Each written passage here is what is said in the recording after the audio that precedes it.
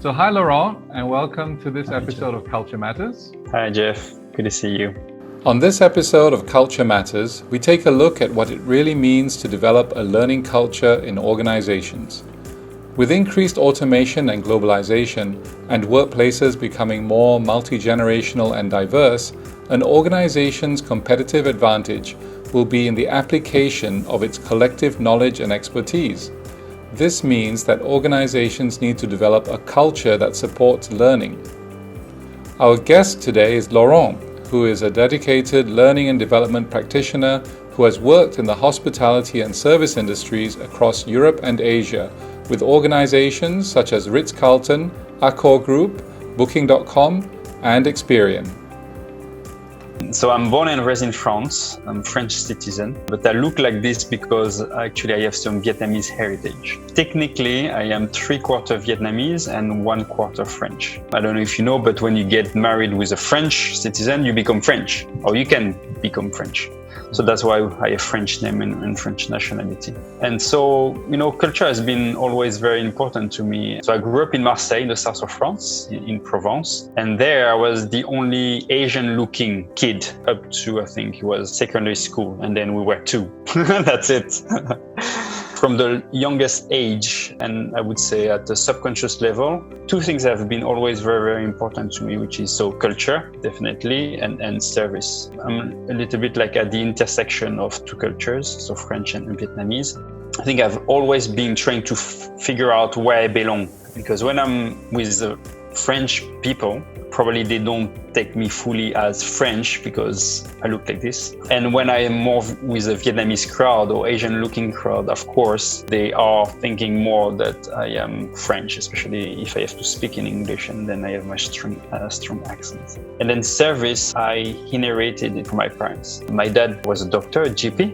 And he's always been serving his patient and his community. He's a big, big heart. And my mom, I would describe her as a servant leader for her family and her community. Always very active to make sure that everybody was fine, happy, taken care of. And so I got that from them.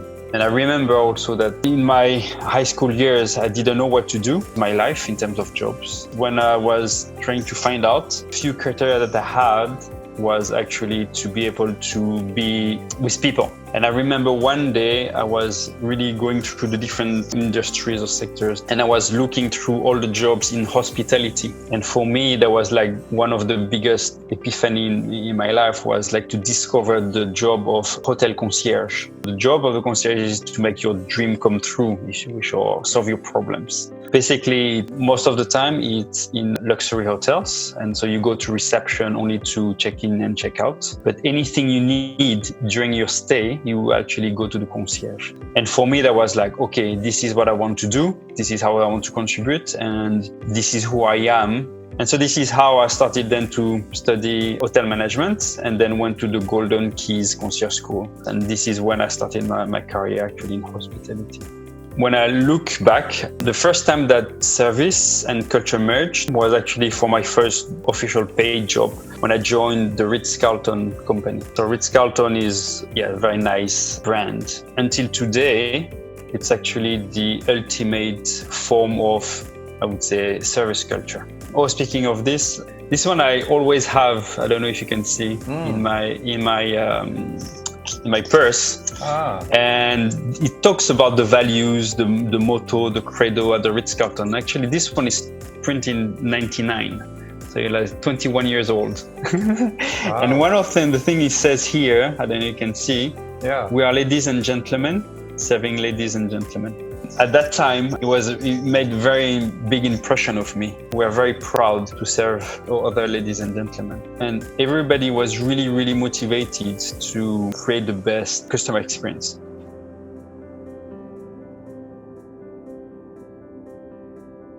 With my family, we actually moved to Singapore.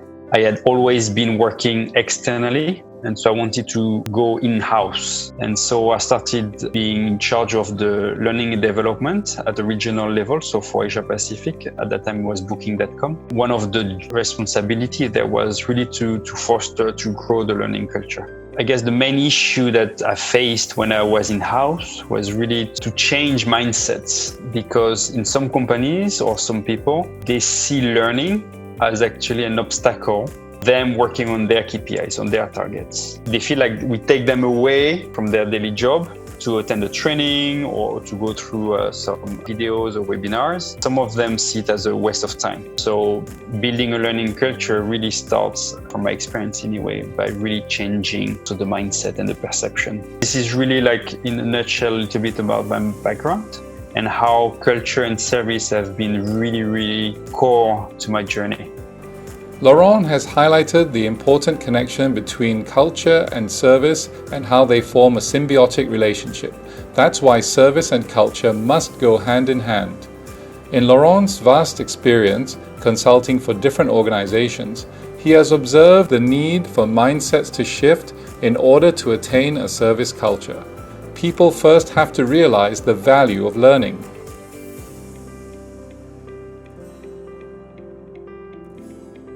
For me, it's been also quite a journey, because I have to admit I had the belief that everybody was keen to learn and to grow. But I guess I was wrong. There are many reasons for that. So if we also define what the learning culture is, basically it's an environment where employees are motivated to learn and grow in terms of knowledge, in terms of skills. Maybe 5 years ago, having or building a learning culture was a nice to have. But in today's world, especially also with the COVID situation, building a learning culture, it's actually a must. And we talk about building a learning culture if you are at the organization level. But if you are at the individual level, it means having a learning mindset. But today, because the world is changing so fast, disruptions are coming bigger and faster, you need to learn and relearn all the time. So today, I really believe it's a must. From my experience, to build a learning culture, I would say you have 3 different levels. You have the organization, then you have the managers and the leaders, and then you have the individuals. So when I look at the organization, we talked about the Ritz-Carlton already, the values that they have, and how they actually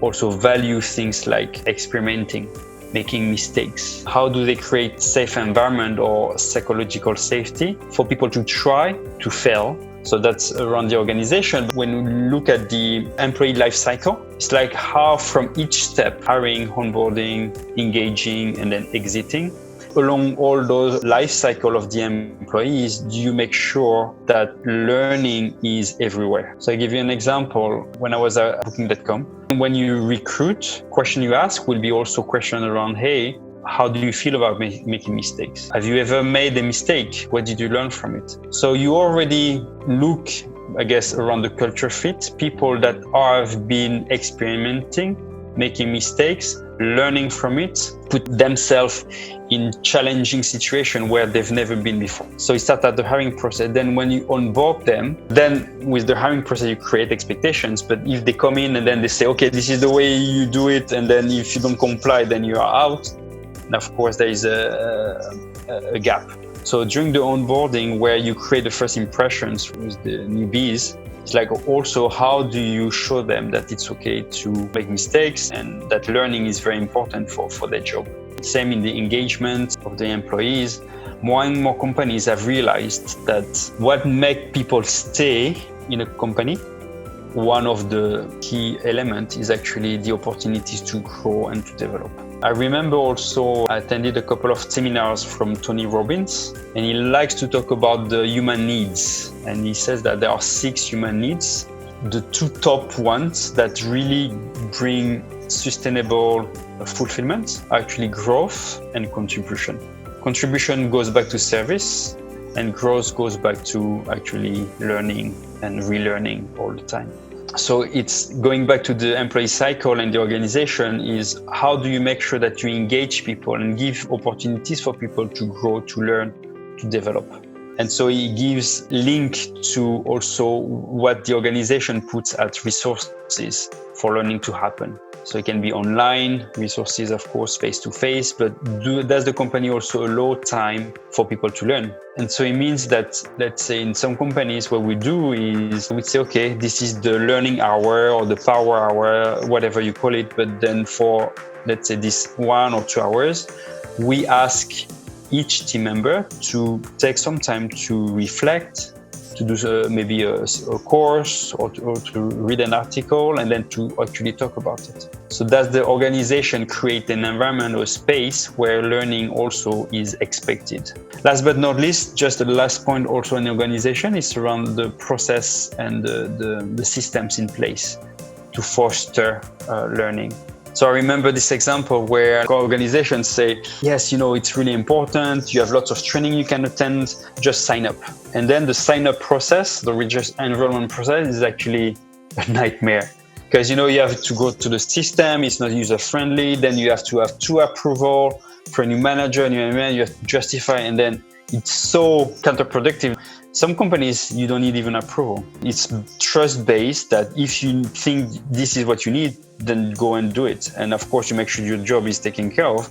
But this is a discussion you probably have with your manager without going through a system where you need processes in place. Also, that I think is really important is, does the organization have personal development plan or personal development conversations where it is expected for team members and managers to actually discuss areas where the employee can develop and then actually put a plan in place for people to grow and develop. In some companies, it's part of the appraisal to discuss how you've been learning new stuff. So it's not really only on how much did you bring to the company and just based on really just KPIs, but also how have you been, learning and developing yourself, or maybe teaching others. Also in one of my previous companies, like how much have you been supporting the learning of your colleagues? I would say at the organization level. Second level that I see to really foster and build and grow learning culture is actually around the managers and the leaders.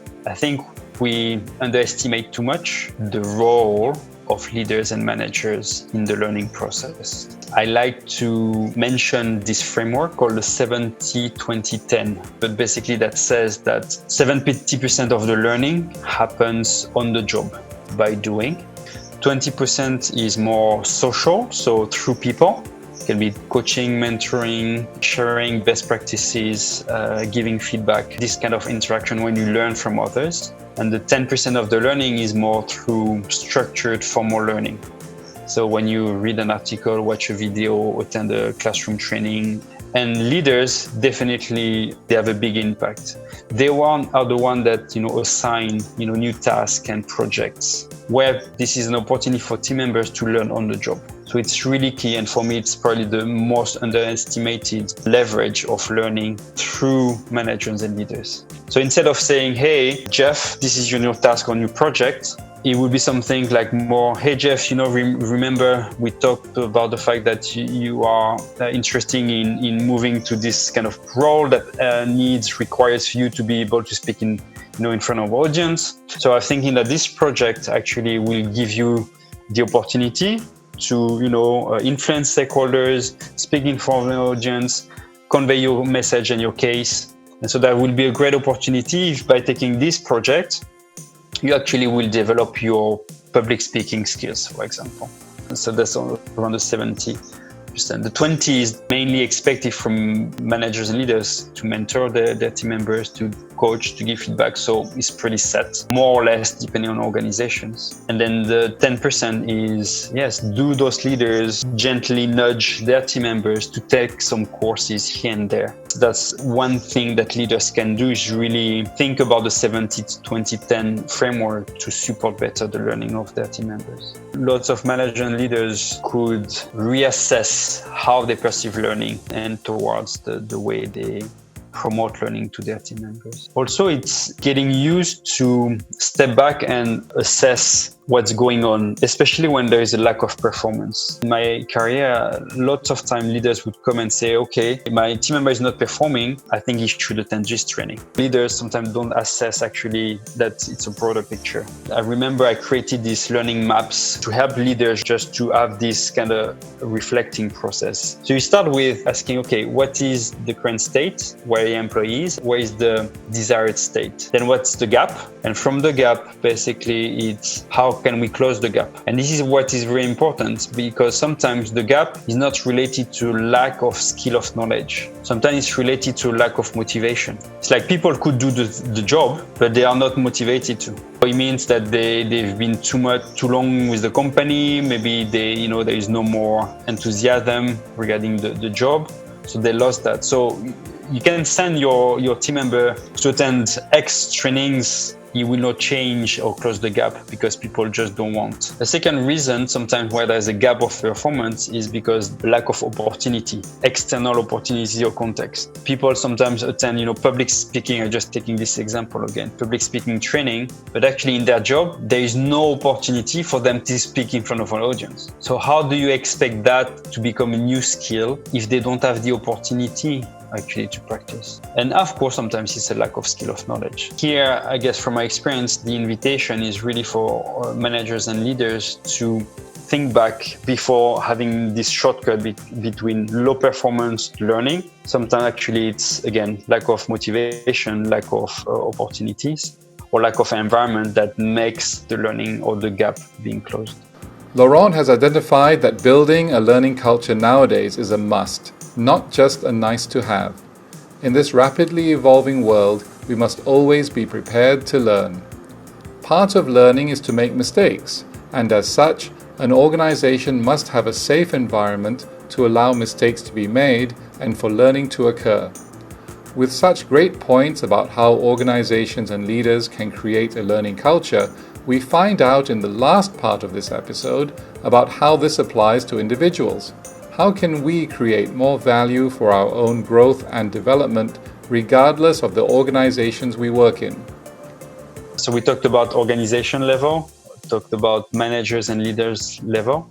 Last but not least is probably the core, it's actually the individuals. I've realized that could be different reasons why individuals don't have this learning mindset. Sometimes actually, or no ownership. Sometimes, depending on the company, sometimes the culture that people have heard that, if I'm correct, that in Japan, it's expected for employees to have boss or company to, create the career plan and then to provide the learning for people to move. There is no ownership. It's like, okay, I'm an employee. I'm entitled to get a learning plan, but also a career plan. And so where I've seen really a learning culture grow and be strong is when employees take ownership and realize how much it's important for them to learn and grow and to take the time and the effort to actually invest in their own development. The second reason why also it's really difficult, people are being so stretched and so under fear of change, fear of losing their job, fear of failure, that they are contracted in a kind of survival mode.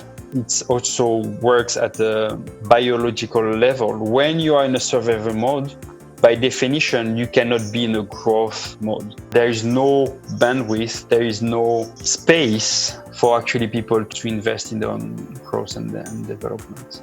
And last but not least, which is more related to the mindset, if you believe that life happens to you and you are more kind of in a victim mode, then how are you going to take ownership?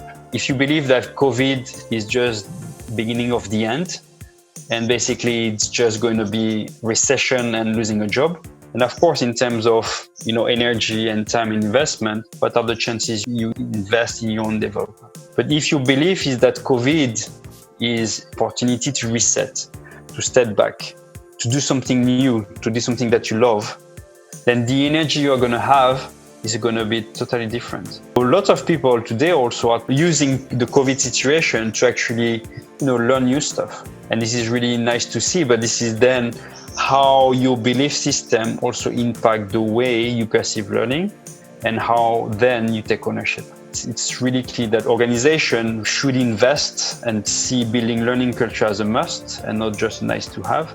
And when we're at the individual level, this is the same. It's like how, as an individual, do you create and build a learning mindset to thrive even in challenging times? It's been a wonderful conversation, lots of interesting points, and I'd like to say thank you very much. Thank you, Jeff. It was a pleasure. Thank you so much. You're welcome.